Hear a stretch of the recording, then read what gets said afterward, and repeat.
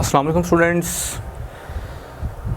जैसा कि आप सब देख रहे हैं कि हम जो चैप्टर नंबर 9 है एवोल्यूशन एमडीकैट बायोलॉजी का, उसको कंटिन्यू करने जा रहे हैं। तो उसमें जो टॉपिक ए हमारा है वो है about compare theories of Darwin and Lamarck. ठीक है, और इसका जो कंप्लीट नेम है चार्ल्स डार्विन है और जीन बैप्टिस्ट लामार्क। क्लियर, ये इनका कंप्लीट नेम है। इसमें जो लामार्क है ये अर्लियर साइंटिस्ट है और ये बाद में आने वाले साइंटिस्ट हैं डार्विन। 1809 में जो लामार्क है इसने अपनी जो बुक है वो पब्लिश करवाई और 1809 में ही जो डार्विन है इसकी पैदाइश हुई। क्लियर, तो अब इन्होंने दोनों ने काम किसके ऊपर किया? इन्होंने काम किया एवोल्यूशन के ऊपर। इसने भी एवोल्यूशन के ऊपर काम किया, ठीक है, और इसने भी जो है वो एवोल्यूशन के ऊपर काम किया और क्या पेश की? थ्योरीज अबाउट एवोल्यूशन, जिसे हम कहते हैं डार्विन थ्योरी ऑफ एवोल्यूशन, और जो लामार्क है उसको हम कहते हैं लामार्क थ्योरी ऑफ एवोल्यूशन। इसको हम डार्विनिज्म भी बोलते हैं और इसको हम लामार्किनिज्म भी बोलते हैं। क्लियर,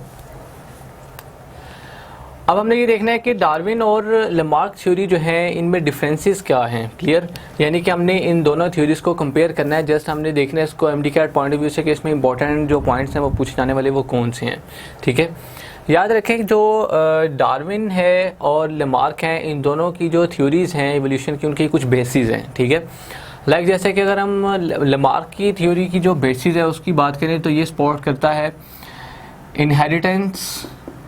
इनहेरिटेंस ऑफ एक्वायर्ड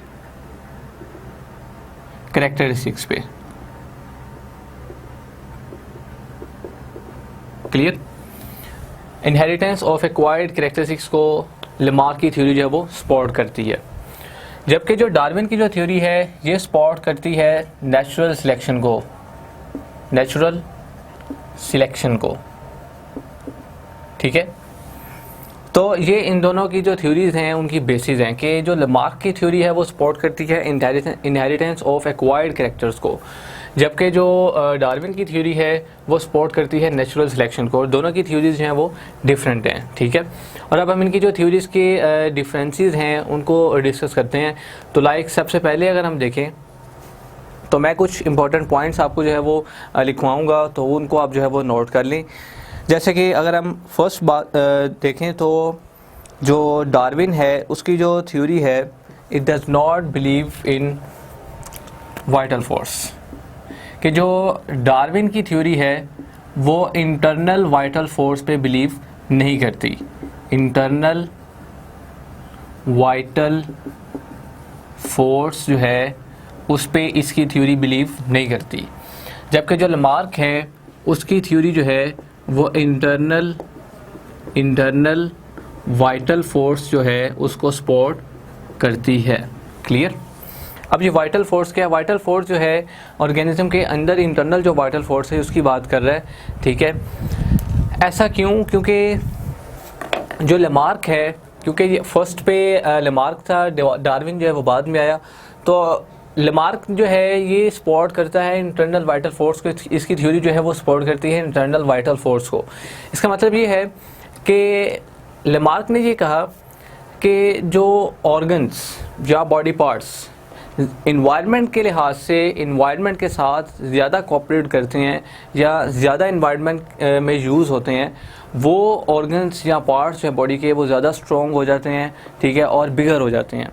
ठीक है, जिस चीज़ को उसने ये कहा कि ये इंटरनल वाइटल फोर्स जो है ये हमारे पास कंसिडर की जाती है, जबकि जो डार्विन है वो इस चीज़ को जो है वो सपोर्ट नहीं करता। क्लियर, इसके बाद नेक्स्ट डिफरेंस अगर हम देखें, ये वो पॉइंट्स मैं आपको इंपॉर्टेंट जो है इनकी थ्योरी के जो कंपैरिजन के हैं वो आपको बता रहा हूँ। ठीक है, नेक्स्ट अगर हम देखें तो an organ can develop further और degenerate only due to continuous variation. यहाँ पे अब जो डार्विन है वो अपनी थ्योरी में क्या बताता है कि जो ऑर्गन है, ऑर्गन बॉडी में जो उनके डिफरेंट टाइप के ऑर्गन्स हैं, ये जो है इसकी डीजेनरेशन भी हो सकती है। डीजेनरेशन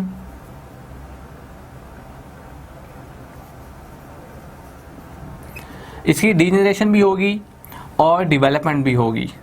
सिर्फ किस वजह से? सिर्फ और सिर्फ जो वेरिएशन है उसकी वजह से, ड्यू टू वेरिएशंस। ठीक है जी, यानी ये वेरिएशंस को सपोर्ट करती है। कि इसने ये कहा डार्विन ने कि जो ऑर्गन्स हैं वो डिजेनरेट भी हो सकते हैं और डेवलपमेंट भी उनकी हो सकती है सिर्फ कॉन्टीन्यूस वेरिएशंस की वजह से। जो टाइम टू टाइम जैसे जैसे टाइम की पैसेज होती है तो कॉन्टीन्यूस वेरिएशंस की वजह से ऑर्गन्स डिजेनरेट भी हो सकते हैं जबकि उनकी फर्दर डेवलपमेंट भी हो सकती है। इसी तरह से अगर हम लमार्क को देखें तो इसमें जो लमार्क की जो थ्योरी है उसका जो ये पॉइंट है वो है कि इट कंसिडर न्यू नीड्स और desire produce new structures and change habits of the organism. According to this theory, if an organ is constantly used, it would be better developed, whereas disuse of organ results in its degeneration। जैसे मैंने already आपको बात की, तो इसके इस point के compare में इसने ये क्या कहा? इसने ये कहा कि जो ऑर्गन है, ऑर्गन जो ज़्यादा यूज़ में है, ठीक है, इन्वायरमेंट के लिहाज से, इन्वायरमेंट के लिहाज से उसकी जो डेवलपमेंट है वो बेटर डेवलपमेंट है। ठीक है, जबकि वो ऑर्गन जो कि इन्वायरमेंट के लिहाज से यूज़लेस है, यानी कि इतना यूज़ नहीं होता, तो वो जो है वो बेटर डेवलप नहीं है, वो रिड्यूस हो जाता है। क्लियर? यानी उसकी डीजेनरेशन हो जाती है, वो डीजेनरेट हो जाता है। यानी कि जो ऑर्गन यूज़ में है इन्वायरमेंट के लिहाज से, कॉप विद इन्वायरमेंट, तो वो बेटर डेवलप है। जो इन्वायरमेंट के लिहाज से इतना यूज़ में नहीं है वो ऐसा ऐसा डीजेनरेट हो जाता है। तो ये दो इनके डिफरेंस पॉइंट्स हैं। जबकि अगर आप यहाँ पर देखें तो ये ऑर्गन जो है वो डार्विन अपनी थ्योरी में ये एक्सप्लेन कर रहा है कि जो ऑर्गन है वो सिर्फ और सिर्फ कॉन्टीन्यूस वेरिएशन की वजह से जो है वो डीजेनरेट होता है और कॉन्टीन्यूस वेरिएशन की वजह से ही उसकी डेवलपमेंट भी होती है। जबकि लमार्क अपनी थ्योरी में क्या कह रहा है कि जो ऑर्गन हैं वो जितना एनवायरनमेंट के लिहाज से यूज़ में हैं वो उतने बेटर डेवलप हैं, और अगर वो यूज़ में नहीं है तो वो डीजेनरेट हो जाते हैं। क्लियर? नेक्स्ट फर्दर इनका जो मेन कंपेरिजन है उसको अगर हम देखें तो इसमें जो है struggle for existence is very important in this theory. यानी कि जो डार्विन है वो सपोर्ट करता है struggle for existence, struggle for existence को। ठीक है, जबकि जो लमार्क है वो स्ट्रगल फॉर एग्जिस्टेंस को सपोर्ट नहीं करता। इसकी थ्योरी जो है वो स्ट्रगल फॉर एग्जिस्टेंस को सपोर्ट करती है, जबकि जो लमार्क है उसकी थ्योरी स्ट्रगल फॉर एग्जिस्टेंस को सपोर्ट नहीं करती। इसका मतलब क्या है? स्ट्रगल फॉर एग्जिस्टेंस से मुराद ये है कि एक जो स्पीशीज़ हैं डिफरेंट काइंड की जो एग्जिस्ट कर रही हैं अर्थ पे या डिफरेंट रीजन्स में, तो वो अपने एनवायरनमेंट के लिहाज से किस तरह अपने आप को जो है वो सूटेबल पोजीशन में लेके जाती हैं या अपने आप को जो है एनवायरनमेंट के लिहाज से मेंटेन करती हैं। तो ये उनमें एक स्ट्रगल होता है कि वो उनके सर्वाइवल के लिए एक उनका स्ट्रगल होता है कि वो सर्वाइव कर पाती हैं इन्वायरमेंट के लिहाज से या वो नहीं सर्वाइव कर पाती। तो अगर तो वो सर्वाइव कर जाती हैं तो वो जो है वो उनके लिए बेहतर है। तो ये होता है स्ट्रगल फॉर एग्जिस्टेंस, कि वो एग्जिस्ट करने के लिए कितनी हद तक जो है वो स्ट्रगल करती हैं। तो डार्विन ये कहता है कि जो स्पीशीज़ हैं या ऑर्गेनिजम्स जो हैं वो एग्जिस्ट करने के लिए स्ट्रगल करती हैं, जबकि जो लमार्क है वो इस थ्योरी को सपोर्ट नहीं करता, वो स्ट्रगल फॉर एग्जिस्टेंस को सपोर्ट नहीं करती उसकी थ्योरी। क्लियर? नेक्स्ट इसका जो मेन इंपॉर्टेंट पॉइंट, ये वो पॉइंट्स हैं जो मैं आपको बता रहा हूँ, ये एमडी-कैट पॉइंट ऑफ व्यू से बहुत इंपॉर्टेंट है। नेक्स्ट अगर हम देखें तो फर्दर अगर आप देखें तो only useful variations are transfer to the next generation. ठीक है जी, यानी कि जो डार्विन है वो अपनी थ्योरी में क्या कह रहा है कि सिर्फ जो यूज़फुल वेरिएशंस हैं वही ट्रांसफ़र होते हैं नेक्स्ट जनरेशन में, जबकि इसके रिजल्ट में all the acquired characters are inherited to the generation. ठीक है जी, यानी कि जैसे मैंने यहाँ पर आपको बताया कि नेचुरल सिलेक्शन को ये सपोर्ट करता है और ये सपोर्ट करता है इनहेरिटेंस ऑफ एक्वायर्ड कैरेक्टर्स को। एक्वायर्ड कैरेक्टर्स में मतलब यही है कि लाइफ टाइम के साथ साथ ऑर्गेनिज्म जो है उसने अपने अंदर कुछ ऐसे करैक्टर्स जो हैं उनको डेवलप कर लिया। अब लामार्क ये कहता है कि जब ऑर्गेनिज्म अपने लाइफ टाइम के साथ साथ कुछ करैक्टर्स को डेवलप कर लेता है तो ये उसके जो करैक्टर्स होते हैं ये फर्दर आगे ऑफस्प्रिंग में भी ट्रांसफ़र हो जाते हैं। जबकि जो डार्विन है वो क्या कहता है कि डार्विन इस चीज़ को सपोर्ट नहीं करता। डार्विन ये कहता है कि सिर्फ यूज़फुल जो वेरिएशन होती हैं वही सिर्फ जो है आगे नेक्स्ट जनरेशन जो है उसमें ट्रांसफ़र होती हैं, जबकि ऐसा नहीं होता कि जो करैक्टर जो हैं ऑर्गेनिज्म ने अपनी लाइफ टाइम में डेवलप कर लिए वो आगे भी जो ऑफस्प्रिंग है उनमें भी प्रोड्यूस हो जाएं। तो इस चीज़ को जो डार्विन है वो सपोर्ट नहीं करता। फर्दर अगर हम देखें तो Darwin's natural selection theory is based on survival of the fittest, यानी ये बेस करता है किस पे? सर्वाइवल ऑफ द फिटेस्ट पे, सर्वाइवल ऑफ द फिटेस्ट। जबकि इसकी जो थ्योरी है वो सर्वाइवल ऑफ फिटेस्ट जो हैं उनको सपोर्ट नहीं करती। क्लियर? तो सर्वाइवल ऑफ फिटेस्ट से मुराद ये है कि ऑर्गेनिज्म जो है वो किस हद तक इन्वायरमेंट में फिट हो रहे हैं। ठीक है, यानी कि बहुत से उनको चैलेंजेस का सामना करना पड़ता है, बहुत से चैलेंजेस होते हैं डिफरेंट। इवन अगर हम देखें तो उनमें एक कंपटीशन स्टार्ट हो जाता है जिसमें फूड का कंपटीशन होता है, डिफरेंट काइंड के इन्वायरमेंट के लिहाज से डिफरेंट कंपटीशंस होते हैं। तो उन कंपटीशंस को जो है ओवरकम करते हुए कि कौन सी जो स्पीशीज़ हैं या कौन से ऑर्गेनिजम्स हैं जो अपने आप को इन्वायरमेंट के लिहाज से फ़िट कर लेते हैं, तो fittest of survival of the fittest, तो यानी कि जो फिटेस्ट हैं उनका ही सर्वाइवल होगा, जो फिटेस्ट नहीं है उनका सर्वाइवल नहीं होगा। तो डार्विन ये कहता है कि जो फिटेस्ट हैं सिर्फ सर्वाइवल उनका ही पॉसिबल है, जबकि लामार्क ये कहता है कि ऐसा नहीं है, सर्वाइवल ऑफ द फिटेस्ट को इसकी थ्योरी जो है वो सपोर्ट नहीं करती। तो these are the main difference in their theories कि इसमें जो डार्विन की थ्योरी जो है वो है तो इवोल्यूशन पे ही, पर आप डिफरेंस नोट कर लें कि इसकी थ्योरी जो है वो नेचुरल सिलेक्शन पे भी बेस कर रही है, इंटरनल वाइटल फोर्स को ये सपोर्ट नहीं करता, जबकि उसकी जो थ्योरी है वो इनहेरिटेंस ऑफ एक्वायर्ड कैरेक्टर्स पे बेस कर रही है और इंटरनल वाइटल फोर्स पे वो बिलीव करता है। जबकि इसमें ये कह रहा है कि जो ऑर्गन्स हैं या बॉडी पार्ट्स हैं वो डीजेनरेट भी हो सकते हैं, डेवलपमेंट भी हो सकती है, सिर्फ और सिर्फ कॉन्टीन्यूस वेरिएशंस की वजह से, कि जैसे जैसे लाइफ टाइम पास होता है न्यू ऑफस्प्रिंग्स प्रोड्यूस होते हैं तो उनमें जो कॉन्टीन्यूस वेरिएशन आती है उस वेरिएशन की वजह से ही ऑर्गन्स जो हैं वो डीजेनरेट हो सकते हैं या ऑर्गन्स जो हैं वो डेवलप हो सकते हैं। अदरवाइज़ अगर आप लामार्क की थ्योरी देखें तो वो ये कहता है कि ऑर्गन जो है वो सिर्फ जितना इन्वायरमेंट में यूज़ होगा वो उतना ही बेटरली डेवलप होगा और जितना उसका जो है यूज़ कम होगा वो डीजेनरेट होता जाएगा। क्लियर?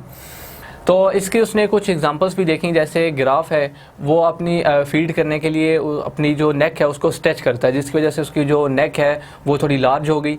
तो इसने ये कहा कि क्योंकि ये इन्वायरमेंट में अपने उस नेक का जो पार्ट है उसको ज़्यादा इस्तेमाल करता है, ठीक है। और इसी तरह से ब्लैक स्मिथ जो था इसके दौर में उसने जो अपने बाइसेप्स की जो एक्सरसाइज के ज़रिए बाइसेप्स को लार्ज किया, तो उसने ये भी देखा कि जो बाइसेप्स हैं वो यानी कि इन्वायरमेंट में ज़्यादा फिजिकल यूज़ में है तो उनकी जो है ग्रोथ अच्छी हो गई, वो बेटरली डेवलप हो गए। तो इस चीज़ को इसकी थ्योरी जो है वो सपोर्ट करती है, जबकि ये जो डार्विन है वो इस चीज़ को सपोर्ट जो है नहीं करता। ठीक है, तो ये इसके कुछ इंपॉर्टेंट मेन पॉइंट्स हैं जो मैंने आपको बता दिए। तो यही जो है इसके हवाले से आपने कुछ इसके पॉइंट्स है उसको याद रखना है। और इसके अलावा जो चार्ल्स डार्विन है इसने और भी बहुत से लाइक एक्सपेरिमेंट्स परफॉर्म किए, किसी ने डिफरेंट फॉसिल्स वगैरह को चेक किया, ठीक है। तो बाकी ये आप जो है इसमें से जो कुछ इंपॉर्टेंट पॉइंट्स मैंने आपको बता दिए, यही मेन इस थ्योरीज़ के जो मेन पॉइंट्स हैं वो हैं, ठीक है, क्लियर। और साथ में जो आपकी जो बुक है उसमें भी कुछ लाइक जैसे कि origin of species, descent with modifications, जो डार्विन है याद रखें कि डार्विन जो है वो इस चीज़ पे बिलीव करता है, इसकी थ्योरी इस चीज़ पे बिलीव करती है कि जो डिसेंडेंट्स हैं, डिसेंडेंट्स इनके जो अनसेस्टर्स हैं वो कॉमन हैं, हैव कॉमन अनसेस्टर्स।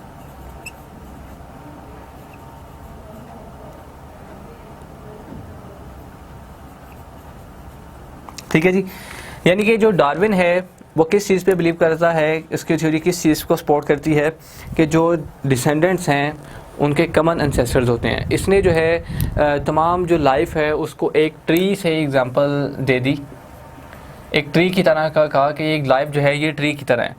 जैसे अगर आप देखें कि हमारे पास एक ये ट्री है, ठीक है, अब इसकी एक ब्रांच है, फर्दर ब्रांच है, इस तरह आगे ब्रांचिंग है, ठीक है। तो इसने ये कहा कि ओरिजिन जो है वो एक ही है, ठीक है, जबकि आगे जो स्पीशीज़ हैं वो आगे से डिफरेंट होती जा रही हैं, ठीक है, लाइक ब्रांचिंग से ब्रांचिंग जो है वो आती जा रही है। और इसी चीज़ को इसने कहा कि ये क्या है, एवोल्यूशन।